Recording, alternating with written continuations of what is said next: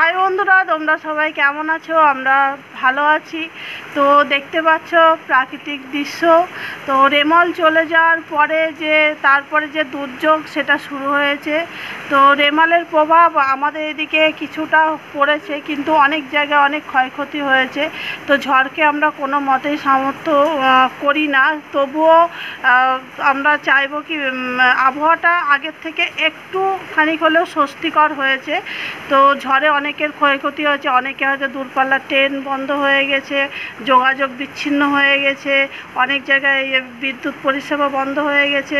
তো এই জন্য অনেক মানুষের অনেক ক্ষয়ক্ষতি হয়েছে।